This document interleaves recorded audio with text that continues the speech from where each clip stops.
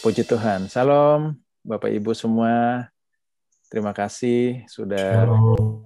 kembali mempercayakan saya. Sudah cukup lama ya kita sudah berjumpa. Saya percaya kita semua dalam keadaan sehat, semua diberkati ya, atau apapun yang terjadi dalam hidup kita, kita percaya bahwa Tuhan turut bekerja dalam segala sesuatu untuk mendatangkan kebaikan bagi setiap orang yang percaya.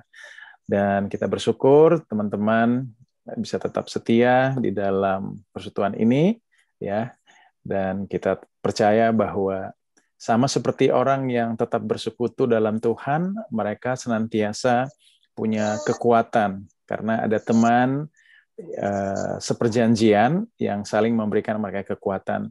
Jadi teman-teman jangan pernah menghindari persekutuan ataupun ibadah, ataupun kita setidaknya harus memiliki seorang sahabat, yaitu orang percaya, atau kita sering mengistilahkan dengan sebutan kingdom friends. Kenapa demikian? Karena kita belajar dari Yudas Iskariot.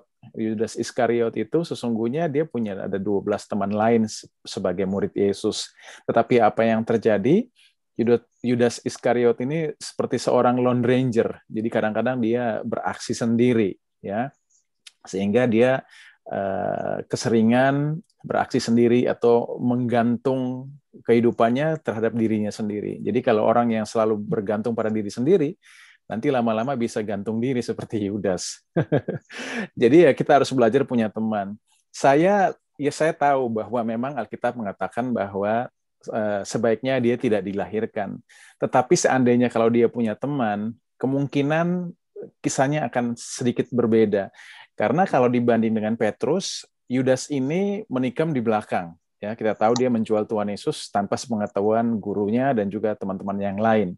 Tetapi kalau Petrus di depan Tuhan Yesus 3 kali dia menyangkal, bahkan dia bersumpah dia tidak mengenal gurunya. Jadi kalau dilihat bahwa dua orang ini, satu menikam di belakang, satu menikam di depan. Tapi bedanya kalau Petrus tetap ada dalam komunitas, gitu. Sedangkan Yudas tidak. Yudas itu berjalan sendiri. Coba seandainya kalau misalnya dia punya salah satu teman di situ dan dia punya rencana misalnya ingin menjual Yesus, mungkin ada yang mengingatkan dia, bro, lu jangan gitu dong, gitu. Masa iya guru lu jual? Ya terus mau gimana? Gade aja. Ya iya kali gade aja mungkin gitu. Ya siapa tahu ya mungkin ada opsi-opsi kayak gitu. Jadi setidaknya dia mau melakukan sesuatu, ada yang mengingatkan dia gitu. Nah kemudian setelah mungkin kejadiannya apalah mau digade kayak mau dijual, tetapi kemudian setelah Yesus mati, Yesus bangkit, di situ kan kita lihat Petrus kemudian mengalami yang namanya pengampunan oleh Tuhan. Ketika dia bertobat, Tuhan mengampuni dia. Jadi ketika Yudas kalau dia punya teman, mungkin temannya akan datang kepada Yudas dan berkata begini, salah satu dari muridnya, bro lu sudahlah, lu jangan bunuh diri, lu ingat memang semua orang pernah punya dosa, punya kesalahan. Lihat deh, lu tusuk 1 kali di belakang, Petrus 3 kali, tapi Petrus diampuni gitu. Nah, kalau misalnya lu tahu bahwa Petrus tuh kalau dibanding ukuran quantity, Petrus 3 kali menyangkal, dia bersumpah gitu. Lu cuma menjual 1 kali gitu. Pasti lu juga bisa diampuni gitu kalau ngomong skala dosa ya. Tetapi apa yang terjadi? Ya dia karena sendiri, Lone Ranger, dia nggak punya komunitas. Dia berjalan sendiri-sendiri sehingga apa? Keputusan dia adalah keputusan sendiri, bukan keputusan yang ada hikmat Tuhan di dalamnya.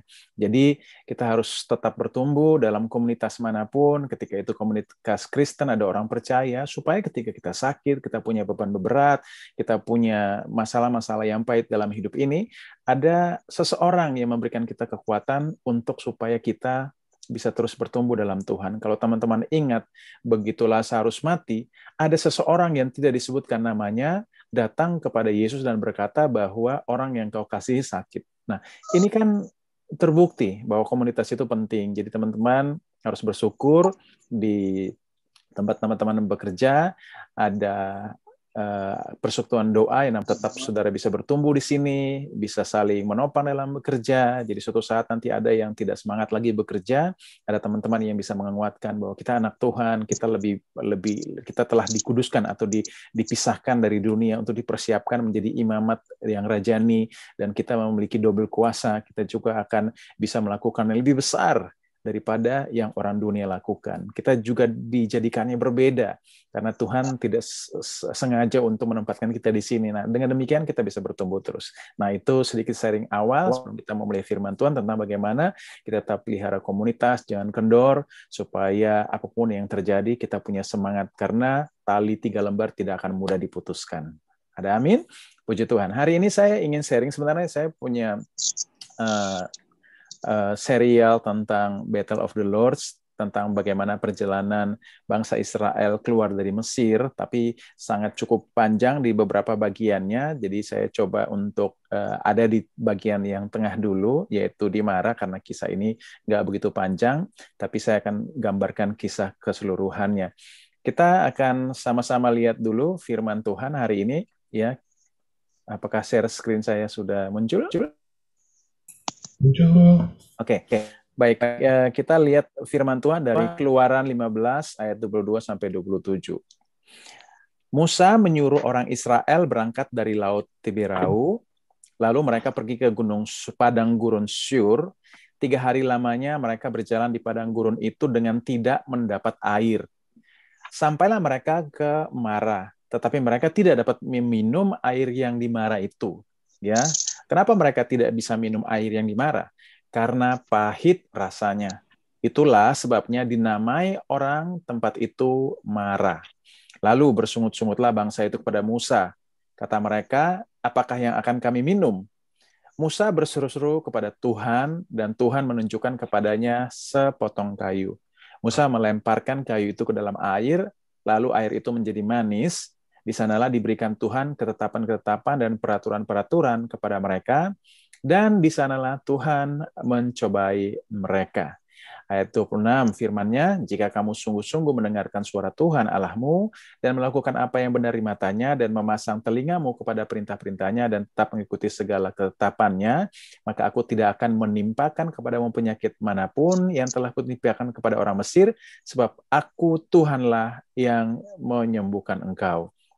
Sesudah itu sampailah mereka di Elim, di sana ada 12 mata air dan 70 pohon korma, lalu berkemahlah mereka di sana di tepi air itu.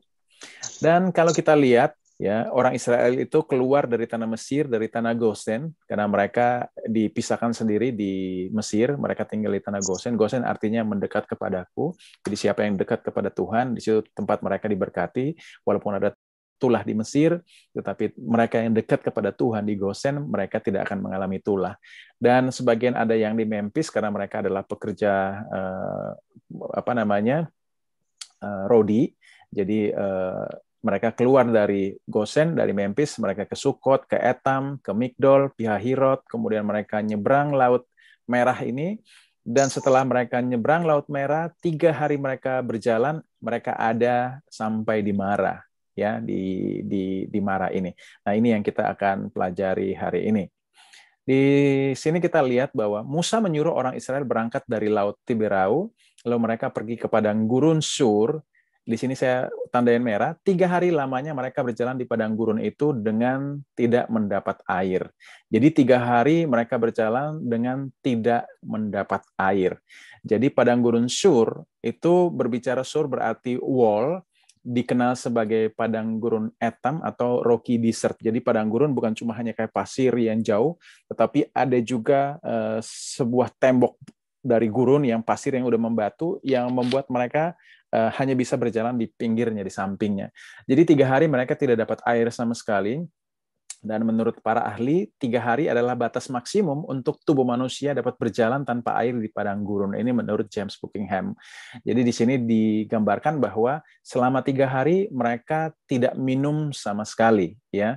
Kemudian ini contoh padang gurunnya. Jadi sebenarnya padang gurun ini cukup sulit untuk ditempuh. Kalau 1-2 orang dan mereka punya tenaga yang kuat, mereka mungkin bisa jalan potong langsung ke sana. Tetapi karena ada banyak orang tua, ada banyak anak-anak, sehingga mereka berjalan menelusuri yang namanya bagian-bagian di samping tembok ini.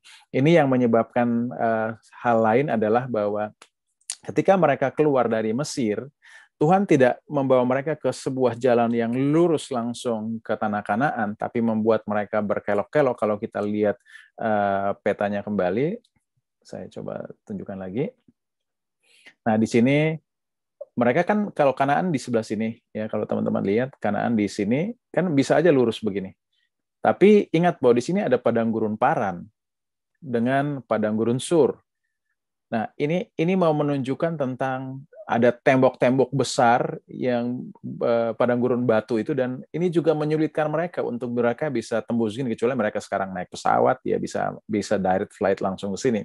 Nah, selain juga mereka dibawa putar-putar begini, itu karena Tuhan pertama tahu bahwa orang Israel di sini kan banyak musuh-musuhnya. Tuhan sengaja membelokkan orang Israel ke tempat yang lebih jauh, ya, supaya mempersiapkan mereka menjadi orang yang kuat terlebih dahulu. Karena sebelum mereka ini adalah budak. Kalau mereka tidak kuat, terus mereka masuk menghadapi peperangan, tentunya itu akan melemahkan iman mereka, ya. Dan nanti kita bisa akan belajar lebih jauh tentang hal itu. Kita lanjutkan dulu ayatnya. Kemudian sampailah mereka ke Mara, tetapi mereka tidak dapat meminum air yang di Mara itu karena pahit rasanya. Itulah sebabnya dinamai orang itu tempat itu Mara. Teman-teman ingat bahwa di dalam kisah Rut ada Naomi yang berkata bahwa tetapi ia berkata kepadanya, jangan sebut aku Naomi, sebutkan aku Mara, sebab Yang Maha Kuasa telah melakukan banyak yang pahit kepadaku.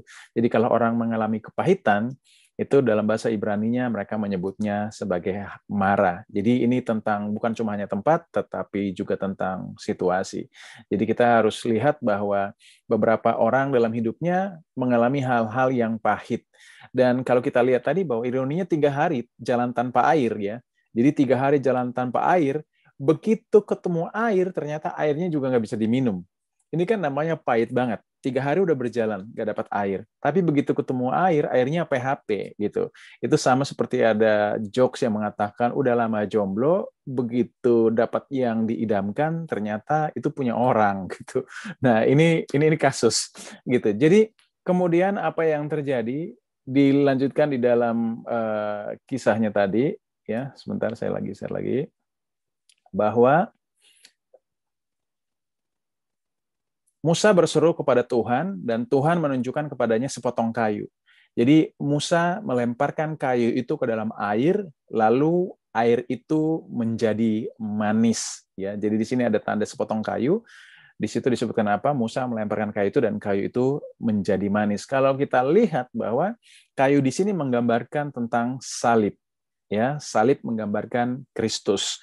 Bahwa digambarkan bahwa bahan kimia dari getah sepotong kayu yang patah tersebut itu menurut beberapa orang-orang yang ahli dalam sejarah, mereka menggambarkan bahwa dari getah pohon atau getah kayu yang jatuh dari atau patah dari pohon yang patah itu ketika jatuh di air itu dapat menenggelamkan mineral konten yang ada di dalam permukaan air itu untuk turun ke bawah danau, dan yang tersisa di atasnya hanya air yang baik untuk diminum.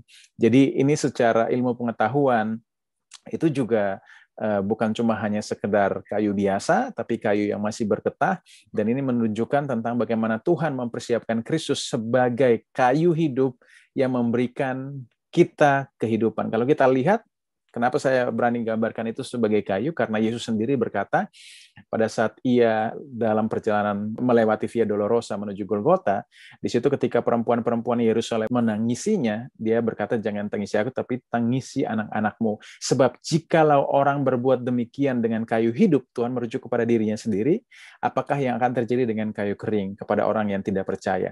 Ya, jadi di sini disebutkan kayu hidup adalah menggambarkan siapa tadi? Menggambarkan Yesus. Jadi ketika kita melihat kayu yang dilempar ke dalam sebuah kepahitan, itu menunjuk atau merujuk kepada bagaimana Yesus yang disalib di atas sebuah kayu, yang dirujuk bahwa kayu itulah yang membuat air yang tadinya pahit rasanya, yang kemungkinan bisa mengandung racun, ya, itu bisa berubah menjadi air yang baik untuk dapat diminum. Jadi secara ilmu pengetahuan juga sangat jelas, James Buckingham tadi juga dalam bukunya A Way Through the Wilderness, Following the Footsteps of Moses, Find the Way Through Your Personal Wilderness, di situ juga disebutkan bahwa mineral konten yang ada di atas danau itu, ketika kayu dengan getahnya itu yang masih ada di dalam kayu itu terus kena dengan mineral content itu, maka semua mineral content yang buruk itu turun dan yang tersisa hanya adalah air yang baik untuk diminum. Juga lebih lanjut disebutkan bahwa walaupun airnya sekarang ini sudah bisa dapat diminum, tapi masih mengandung ada magnesium, ada kalsium pada air tersebut. Tetapi ini juga baik sebagai efek laksatif ya. Jadi sama seperti obat peluntur atau pencahar atau obat pencuci perut. Sebab kalau kita lihat bahwa budak-budak Ibrani yang keluar dari tanah Mesir ini, mereka makan minumnya tidak terurus. Jadi mereka tidak dihidangkan di tempat yang baik, mereka bekerja dengan tangan yang kotor, terus mereka harus makan dan sebagainya. Dan ini menyebabkan ada banyak sekali penyakit yang mereka bawa ketika mereka keluar dari Mesir, yaitu amuba, ada disentri, ada bilharzia, ada penyakit melemah anggota tubuh, dan sebagainya. Jadi kalsium dan magnesium yang membentuk dasar obat yang kadang-kadang disebut sebagai dolomit ini digunakan juga oleh beberapa petani yang ada di masa itu untuk supaya bukan hanya untuk menyembuhkan mereka dari berbagai penyakit, tetapi juga membuat mereka dapat bertahan melewati cuaca panas dan cuaca yang ekstrim.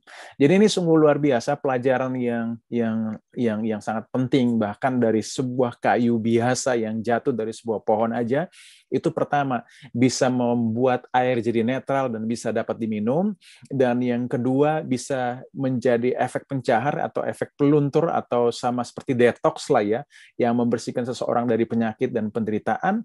Dan bukan cuma di situ saja, tapi juga sanggup memberi mereka ekstra kekuatan. Itu sama seperti doping untuk mereka bisa bertahan di dalam cuaca panas atau cuaca ekstrim di padang gurun tersebut.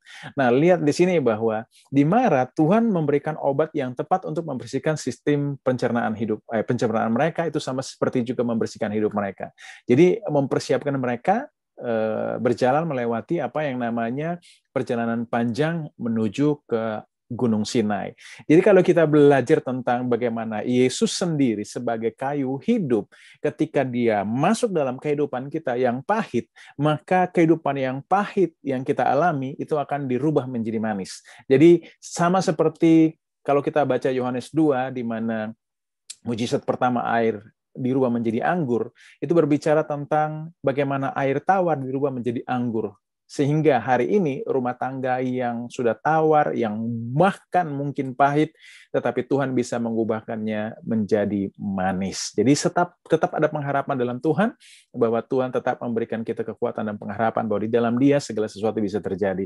Bukan cuma itu, darah Yesus atau getah kayu yang digambarkan dalam perjanjian lama tadi dapat menyembuhkan, membersihkan penyakit, dan bukan cuma itu, tetapi memberikan kita ekstra kekuatan untuk kita dapat berjalan melewati gurun dunia yang membuat kita tidak mudah lemah dan sakit. Ada amin? Jadi kita harus percaya bahwa firman Tuhan sungguh dahsyat hari ini, walaupun hanya berbicara tentang sepotong kayu yang jatuh di dalam air, tapi ini menggambarkan kepada Yesus yang di kemudian hari yang kita kenal 2000 tahun yang lalu sudah mati dan bangkit bagi kita.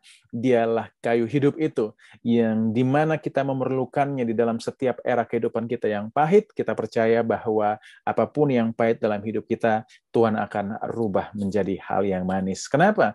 Karena kita percaya bahwa kalau getah kayu biasa saja yang ada di padang gurun di Mara bisa menetralisir racun yang ada di dalam air, bukan cuma itu, tapi memiliki efek detox, dan juga bukan cuma itu, tapi memiliki efek doping. Hari ini kita lebih percaya lagi bahwa Yesus Kristus yang lebih berkuasa dari segala alam semesta dan bahkan lebih daripada kayu yang ada di padang gurun itu, sanggup memulihkan keadaan kita, membersihkan racun kepahitan dalam hidup kita, dan juga membuat detox ya dari segala penyakit dan penderitaan kita, dan membuat kita bersemangat, membuat kita memiliki kekuatan ekstra untuk dapat berjalan melewati masa-masa sulit di saat dunia yang genting dengan penyakit dan virus dan juga apapun kondisinya yang mencekam saat ini. Supaya kita mengerti bahwa ketika kita miliki Yesus, kita miliki segala-galanya. Ada sesuatu yang luar biasa yang Tuhan berikan kepada kita lewat anaknya. Jadi kita belajar bahwa perjanjian lama selalu mengajarkan kita terhadap Yesus. Itu adalah bayangan.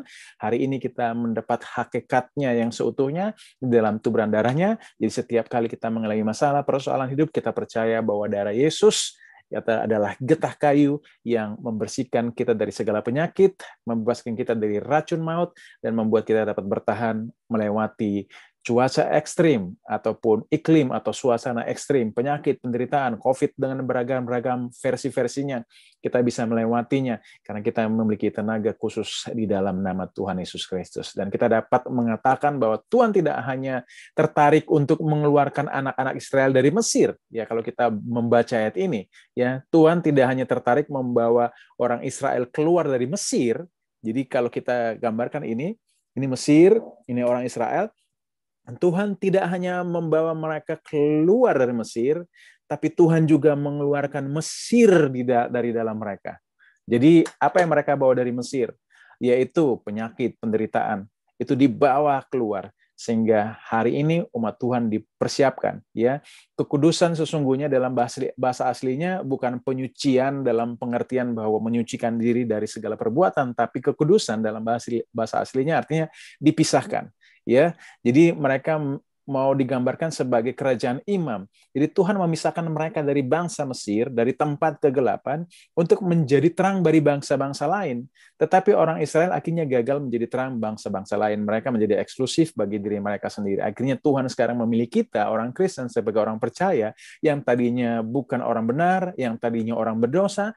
Tuhan menarik kita atau menguduskan kita, atau memisahkan kita dari kehidupan kita yang lama. Dia persiapkan kita menjadi orang yang benar, menjadi umat kepunyaannya sendiri yang dikuduskan untuk perbuatan baik. Jadi sehingga hari ini kita percaya bahwa kita menjadi orang Kristen bukan kebetulan, kita harus menyadari bahwa tujuan ilahi dalam hidup kita adalah menjadi terang untuk bangsa-bangsa. Tapi bagaimana kita terang kalau misalnya hidup kita mengalami kepahitan, ada racun, ada kelemahan tubuh, tidak memiliki semangat. Nah, hari ini kita belajar bahwa kayu hidup, Yesus Kristus, yang akan memberikan kita kelepasan dari segala yang pahit dalam hidup kita, memberikan kita kekuatan yang sanggup membuat kita berjalan di tengah-tengah padang gurun atau cuaca ekstrim atau iklim ekstrim yang kita hadapi saat ini. Ada ketakutan, ada kecemasan, dan lain sebagainya dengan penyakit ini.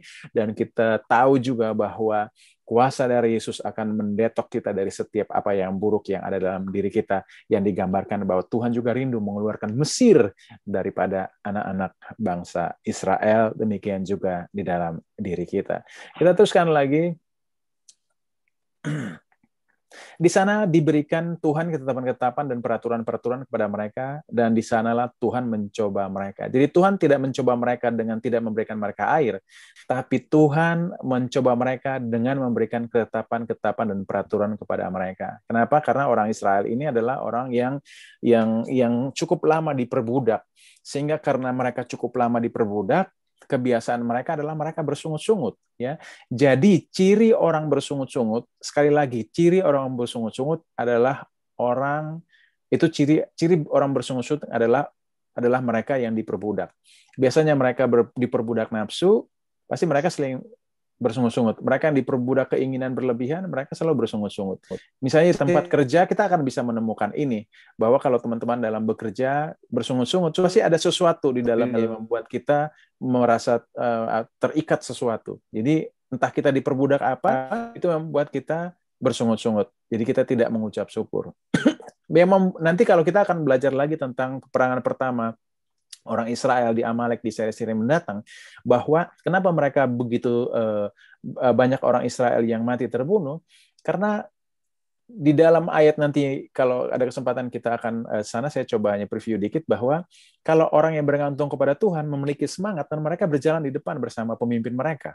gitu. Dan mereka yang bertemu Tuhan lebih dulu. Tapi kalau orang yang bersungut-sungut tuh jalan akan santai-santai, pelan-pelan, malas gitu. Kemana sih kita? Ya perusahaan mau dibawa kemana sih? Udah tahu pandemi kayak gini ya, berdoa lagi ya, begini lagi. Itu karena keluhan-keluhan itu muncul, maka peperangan pertama yang orang Israel hadapi keluar dari Mesir adalah mereka melawan bangsa Amalek. Dan apa yang terjadi? Bangsa Amalek disebutkan bahwa itu musuh pertama Israel keluar dari Mesir yang berperang dengan mereka dengan cara yang paling keji. Kenapa? Tidak berani lawan depan, tapi lawannya dari belakang. Dan lawan belakang siapa? Kepada mereka yang bersungut-sungut, yang tidak bersemangat untuk jalan. Tapi mereka apa? Harusnya mereka berjalan dengan bersemangat karena Tuhan ada buat mereka untuk memberikan mereka kekuatan ekstra, sama seperti kita lihat tadi, seperti air yang dirubah menjadi air yang layak diminum di Mara. Sehingga kita harus percaya bahwa Tuhan ada buat mereka untuk mencobai mereka, bukan karena Tuhan tidak tahu terhadap siapa mereka. Jadi Tuhan justru memberikan hukum kepada mereka supaya mereka dicobai apakah mereka setia, karena orang Israel belum mendengarkan firman Tuhan atau hukum-hukum Tuhan aja, mereka ketika di Gunung Sinai berkata bahwa kami sanggup melakukan semua perintah Tuhan. Bayangkan sombongnya gitu ya. Jadi tahu gitu, gue tahu lah, gue ngerti lah gitu. Padahal Tuhan belum berfirman. Firman apa saja yang akan jadi sangkutan buat mereka. Tapi mereka udah bilang bahwa saya siap, kami siap untuk melakukan. Mereka lupa bahwa ada konsekuensi ketika mereka melanggar firman Tuhan, maka mereka akan dikutuk. Kemudian di sini disebutkan, aku tidak menimpakan kepadamu penyakit manapun yang telah kutimpakan kepada orang Mesir, sebab aku Tuhanlah yang menyembuhkan engkau. Itu udah jelas bahwa Tuhan membuktikan bahwa Allah mencobai Israel dengan memberi mereka hukum untuk ditaati, jadi bukan dengan penyakit dan kesusahan, tetapi dengan hukum yang jika gagal baru mendatangkan penyakit. Jadi ini adalah pencobaan pertama dari Allah yang dicatat dalam Alkitab. Jadi teman-teman bisa diingat atau dicatat bahwa inilah pertama kali Allah mulai mencobai bangsa ini. Kenapa? Mereka bersungut-sungut, mereka berteriak-teriak. Padahal Tuhan yang menuntun mereka keluar dari bangsa Mesir. Tuhan yang memperlihatkan mereka 10 tulah. Tuhan yang membiarkan mereka melewati Laut Merah maksudnya, yang membuat mereka bisa menyeberang. Nah, itu Tuhan yang sama. Tapi setiap kalau mereka tidak mendapatkan minum, mereka berteriak-teriak seolah-olah mencobai Tuhan tidak dapat memberikan mereka air. Seolah-olah bahwa Tuhan membawa mereka keluar dari Mesir untuk hanya membunuh mereka. Itu kan namanya mencobai Tuhan. Jadi sesungguhnya bukan Tuhan yang mencobai bangsa Israel, tapi bangsa Israel yang mencobai Tuhan. Ya, jadi kemudian ada janji Tuhan untuk Israel yang taat dalam banyak hal, ada kesehatan fisik yang tadi kita udah lihat, Tuhan akan janjikan itu buat mereka yang taat. Ini terkait langsung dengan ketaatan mereka, dan di sini juga hukum Allah Israel memiliki dampak langsung terhadap mereka, karena ada ketetapan-ketetapan di sini, karena orang Israel tadi saya udah bilang mereka budak, jadi ada ketetapan-ketetapan orang Israel yang bagus juga buat orang Israel untuk turuti, sebab tadi kan saya bilang karena mereka budak, makan mereka careless banget ya, otomatis kalau udah lapar makan tanpa cuci tangan, sehingga hukum-hukum itu juga akhirnya membantu mereka untuk menjadi disiplin dan sehat. Sebagaimana ada praktik-praktik seperti sunat, karantina, sama seperti sekarang kita lakukan ya. Kemudian mencuci tangan di air yang mengalir atau mencuci pakaian di air yang mengalir, itu udah ada dalam hukum-hukum dan aturan Tuhan sejak dari Mara ini. Dan makanan halal yang membuat perbedaan medis yang nyata dalam menjaga Israel untuk tetap bebas dari penyakit. Jadi kalau misalnya zaman itu disebutkan bahwa ada larangan-larangan tentang makanan-makanan haram sebenarnya, dan akhirnya kemudian seolah-olah kok orang Kristen bisa makan semuanya. Ini justru kita lihat konteksnya itu justru baik kepada orang Israel pada waktu itu. Karena waktu itu Tuhan tidak mau mereka mengorbankan beberapa makanan yang di tanah kering, tidak ada air, bagaimana mereka bisa mencuci hewan-hewan tersebut ya? Kalau cuma sekedar burung puyuh kan dipotong, darahnya ditumpahkan ke tanah misalnya, kemudian perutnya dikeluarkan, kemudian tinggal dibakar, sisanya bisa dibakar, itu tidak akan perlu banyak air untuk mencuci burung-burung tersebut. Dan yang kedua, kenapa seperti babi dan juga kepala-kepala hewan lainnya yang dianggap najis, itu kan selalu digunakan oleh bangsa-bangsa yang ada di sekitar mereka perjalanan keluar, sehingga orang Israel kan cepat condong hatinya untuk supaya mengikuti Allah bangsa-bangsa lain. Jadi Tuhan menghindari hal-hal yang najis supaya mereka tidak punya cepat condong. Dan kalau lihat bahwa kalau secara ekonomis, misalnya kalau mereka harus pelihara babi misalnya, di padang gurun mau minum aja susah, sedangkan babi, kerbau, dan lain-lain butuh air untuk berkubang gitu.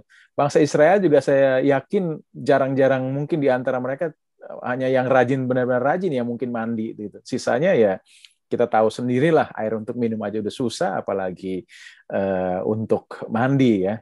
Nah, tapi ya puji Tuhan, bagaimana cara Tuhan menyediakan buat mereka, kita percaya bahwa apapun yang terjadi, Tuhan selalu bertanggung jawab di dalam kehidupan mereka. Kita lanjut lagi, sesudah itu sampailah mereka di Elim. Di sana ada 12 mata air dan 70 pohon korma, lalu berkemalah mereka di sana di tepi air. Ini luar biasanya Tuhan. Di tengah-tengah kesulitan, Tuhan tidak hanya mengubahkan segala sesuatu yang ada di depan mereka. Jadi ini juga berarti baik buat kita, bahwa ketika kita mengalami kepahitan hari ini dan Tuhan merubah segala kepahitan menjadi sesuatu yang manis untuk dapat kita minum dan kita nikmati, bukan cuma itu, tapi dia juga membebaskan penyakit kita, memberikan kita kekuatan ekstra untuk berjalan keluar dari situasi ataupun iklim yang sangat ekstrim dalam kehidupan kita. Tetapi at the end, ya, Tuhan juga selalu menyediakan segala sesuatu yang lain. Lihat di sini apa? Setelah mereka minum air di Mara, Tuhan membawa mereka kepada sebuah tempat yang namanya Elim. Di sana ada 12 mata air, sehingga mereka tidak harus berebutan. Ada 12 suku minum dengan mata air mereka sendiri-sendiri. Di sana juga ada 70 pohon korma. Jadi mereka berkemah di sana di tepi air itu. Kalau kita lihat, nah, dari sini jalannya nggak jauh dari Mara ke Elim. Kira-kira seperti kayak gitu aja perjalanannya. Nah, apa arti ini? Elim adalah place of trees atau tempat pepohonan, banyak pohon. Di situ, di sana ada 12 mata air. 12 mata air dalam bahasa Inggris disebut well and spring. Ini berbicara tentang keselamatan. Puji Tuhan. Jadi mereka yang mendapat mujizat hari ini itu sebagai tanda awal bahwa mereka adalah orang yang sudah mendapat perkenanan Allah, dan kemudian mereka mendapat materi Roh Kudus dan menunjukkan bahwa mereka akan menuju kepada tempat keselamatan. Kemudian palm trees atau pohon korma itu juga berbicara tentang apa? Tentang berkat. Jadi bukan cuma hanya berkat ketika mereka dapati ketika air dirubah, yang jadi dari pahit dirubah menjadi air yang dapat diminum, tetapi justru itu setelah mereka melewati itu pun masih ada berkat-berkat lain. Jadi berkat Tuhan bukan hanya ada hari ini, tapi berkat Tuhan itu sepanjang musim di dalam hidup kita. Selama kita taat, setia untuk percaya ya kepada Dia yang selalu menjaga, menuntun kita keluar dari setiap persoalan demi persoalan, kita percaya bahwa Dia juga akan menyediakan segala sesuatu yang kita butuhkan, dan kita akan dituntunnya kepada tempat keselamatan. Puji Tuhan. Ini luar biasa. Jadi bukan cuma hanya merubah kita dan membiarkan kita begitu saja. Jadi hari ini sebagai orang percaya kita harus mengerti kepastian keselamatan kita kepada dalam Kristus, bahwa kita tidak diselamatkan terus ya udah lu hidup sendirilah, lu berjuang sendirilah. Tuhan disebutkan bahwa tidak pernah meninggalkan perbuatan tangannya. Sekali Dia pegang kita, Dia selamatkan kita, ya, Dia akan tetap menjaga dan memegang kita selama-lamanya. Firman Tuhan dalam Yohanes juga digambarkan bahwa aku memegang engkau, ya, Bapakku lebih kuat dari semua ya yang ada, itu juga memegang engkau, dan tidak ada yang dapat merebut engkau dari tanganku, dari tangan Bapa. Jadi ada dua tangan yang kuat. Jadi kalau kita gambarkan bahwa seperti papa dan mama yang memegang kita, nggak mungkin dua tangan itu careless. Kalaupun satu tangan agak careless, dua tangan yang kedua tetap memegang kita. Jadi kita nggak akan biarkan jatuh karena ataupun dicuri. Karena Dia bilang bahwa ada dua tangan yang kuat yang memegang kita. Jadi hari ini kita percaya bahwa dimanapun Tuhan tuntun kita, walaupun keadaan seperti melewati Mara atau tempat yang pahit, tapi jangan pernah khawatir, ada Yesus yang akan mengubahkan segala yang pahit menjadi manis. Apapun yang pahit dalam hidup saudara, rumah tangga saudara, pekerjaan, harapan-harapan saudara, masa depan saudara, karir, kuliah, segala macam, seolah pahit, hari ini ada kabar baik, bahwa Tuhan Yesus akan mengubahkan segala yang pahit dalam hidup saudara untuk menjadi manis. Bukan hanya itu, saudara semakin kuat untuk berjalan melewati cuaca ekstrim dalam hidup saudara, kemudian saudara dituntunnya kepada apa yang namanya keselamatan yang penuh berkat yaitu well and springs dan juga palm trees, berbicara tentang 12 mata air dan 70 pohon korma. Itu sesuatu yang sangat diperlukan bagi orang percaya. Jadi kalau saudara hari ini dapat berkat, kita jangan hanya merasa bahwa terima kasih Tuhan berkat ini cukup gitu. Semoga nanti di kemudian hari pasti akan ada berkat lagi ya Tuhan. Bukan semoga. Dalam Kristus ada kepastian. Bukan semoga. Karena Yesus sudah mati. Maka Yesus sudah menyediakan segala-galanya. Jadi saudara yang terkasih dalam Tuhan, mari kita sadari bahwa Tuhan sudah mati buat kita. Kalau zaman dulu mereka hidup progres menuju ke depan. Tetapi kita yang orang percaya hari ini, luar biasanya, kita sudah menerima kemenangan sehingga kita lebih daripada para pemenang. Tuhan Yesus sudah menang bagi kita, dan kita dianugerahkan kemenangan. Kita berjalan, sesungguhnya kita berjalan dengan memiliki ekstra kekuatan, pengetahuan, pengalaman, kuasa yang lebih sempurna daripada orang lain Israel miliki. Supaya kita tahu bahwa hari ini ketika kita datang ke gereja, tolong teman-teman pastikan kayak gini. Saya berharap semua memiliki pandangan dan konsep yang sama. Jangan pernah pergi ke gereja dengan punya harapan kalau ke gereja teman-teman akan meminta sesuatu kepada Tuhan. Memang ini benar, tapi tidak sesungguhnya benar. Kenapa? Ketika kita ke gereja, kita datang untuk mengucap syukur kepada Tuhan, karena Tuhan sudah menyediakan kepada kita segala sesuatu. Karena apa? Yesus sudah mati bagi kita, Dia sudah menyediakan kepada kita segala sesuatu. Jadi kita datang ke gereja akan dengan penuh semangat, karena kita datang dengan penuh ucapan syukur. Di dalam ucapan syukur itu kita minta hikmat Tuhan untuk segala sesuatu yang Tuhan sediakan, bisa kita raih dalam kehidupan kita. Ada perjalanan lain tentang bagaimana orang Israel diberikan roti mana. Roti mana tersedia bagi mereka setiap hari. Tapi semua orang, siapa yang keluar, yang mengambilnya, yang mendapat bagiannya. Jadi Tuhan menyediakan, tapi kita juga harus mengumpulkan. Mengumpulkan itu apa? Yaitu mendengarkan firman Tuhan. Kan ada orang bilang bahwa saya cuma hanya diberkati sedikit, yang lain diberkati banyak. Nah, ini tergantung dengan bagaimana kita mengambil. Berkat Tuhan tetap sama kok, 100%, gitu. Tetapi cara kita mengambil yang berbeda. Contoh, ketika firman Tuhan disampaikan di gereja, saudara datang terlambat, misalnya. Padahal 20% khotbah sudah berlangsung. Saudara benar-benar mengikutinya, maka saudara hanya dapat 80%. Oke. Saudara mungkin tidak terlambat, tapi begitu ibadah, saudara main HP, ngobrol sama teman, 30-40% khotbah, itu terbuang percuma. Jadi saudara akhirnya merasa pulang hanya bawa 60%. Gitu. Nah, ada yang sepanjang dari mulai ibadah sampai terakhir, nggak peduli sama sekali. Begitu doa berkat, baru terima. Nah, terus kemudian kita menyalahkan Tuhan seolah Tuhan memberkati saya lebih banyak, yang itu lebih sedikit. Kok saya lebih sedikit, yang itu lebih banyak? Enggak.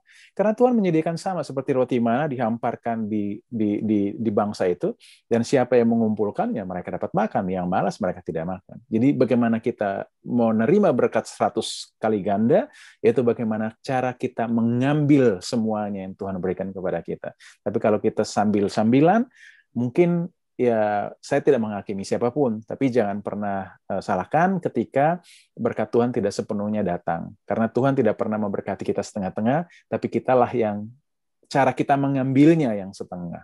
Ya, jadi sekarang kita tahu bahwa ketika kita datang ke gereja, kita bukan untuk meminta sesuatu, tapi untuk mengucap syukur. Kalau kita datang untuk meminta, pasti hati kita udah nggak sejahtera, panas, loh kok orang lain diberkati, saya tidak. Contoh aja kayak misalnya, saudara mau datang ke satu tempat, janji memberikan sembako atau bantuan, itu walau waktu di sana lihat rame, saudara udah dongkol, gila banyak orang banget gitu. Terus panitia menunda-nunda, makin saudara panas. Tapi kalau datang untuk mengucap syukur, berterima kasih karena kebaikan, walaupun panas, pokoknya saya pengen ketemu deh. Tuannya di sini saya pengen ngucapin terima kasih, nggak apa-apa, tunggu lama nggak apa-apa, saya mau mengucap syukur. Dengan mengucap syukur itu, kita akan makin-makin diberkati. Kenapa? Karena kita tahu bahwa kita sudah disediakan segala sesuatu. Di saat-saat yang sulit seperti ini, kita harus mengetahui bahwa, banyak saya kasih contoh, kayak di rumah misalnya, banyak bahan mentah yang ada di kulkas, tapi saudara malam-malam saudara merasa kelaparan. Itu sama seperti saudara tidak pernah mengerti bahwa ketersediaan ada, tapi saudara tidak memiliki kemampuan punya manajemen skill untuk mengelola segala berkat yang ada dalam kulkas untuk menjadi sebuah makanan. Saudara pesan nasi goreng pakai telur, tapi di rumah ada nasi, ada telur. Kenapa? Itu artinya saudara tidak menghargai apa yang sudah ada di rumah dan mengelolanya dengan baik, tapi saudara merasa bahwa saudara kelaparan dan saudara butuh sesuatu yang perlu disediakan dari luar.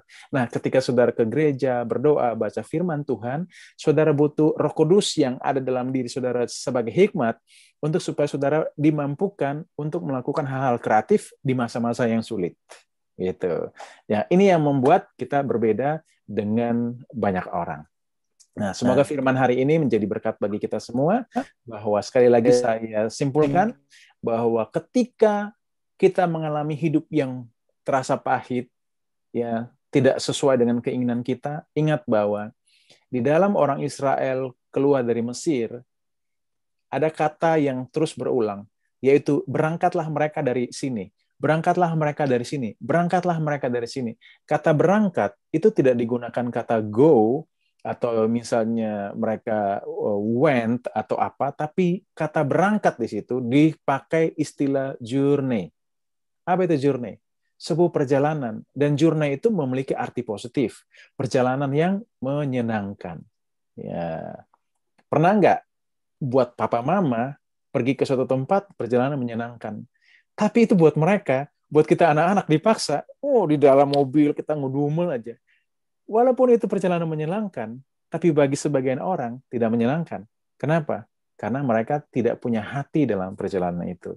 Tuhan mau mengajak kita berjalan melewati semua gurun dalam hidup di dunia ini. Tapi Tuhan tetap percaya bahwa Tuhan tidak janji bahwa kita ada lewat jalan mulus, jalan tol. Tetapi walaupun dilewatkan kita lewat mara, tapi jangan pernah khawatir. Di saat-saat yang sulit, bahkan di mara, di dalam hal-hal yang pahit pun, Tuhan akan membuat kita tetap bisa minum, Tuhan akan tetap membuat kita bisa bertahan ya dari setiap cuaca ekstrim, dan Tuhan akan mendetok kita dari setiap penyakit. Kenapa? Darah Yesus itu cukup untuk membersihkan kita dari segala penyakit dan memberikan kita ekstra kekuatan dan harapan untuk menuju kepada tempat keselamatan, ya, tempat keselamatan dan tempat berkat yang ada di Elim. Puji Tuhan. Saudara diberkati? Amin. Kita berdoa. Bapa dalam surga, kami percaya firman-Mu menguatkan bahwa hari ini kita percaya bahwa apapun yang pahit dalam kehidupan anak-anak-Mu, ada Tuhan Yesus dari darahnya atau getah pohon yang hidup ini yang akan membersihkan mereka, baik dari segala yang pahit yang muncul dalam kehidupan mereka, dan juga segala racun-racun dalam tubuh mereka, dan memberikan mereka ekstra kekuatan untuk melewati cuaca atau masa-masa ekstrim dalam kehidupan mereka. Kami percaya anak-anak-Mu diberkati, mereka menerima anugerah yang sempurna lewat firman Tuhan, dan firman Tuhan ini adalah roti makanan mereka. Ketika mereka makan, mereka akan menjadi kenyang, kuat, dan dapat bertahan melewati cuaca ekstrim di dalam kehidupan mereka.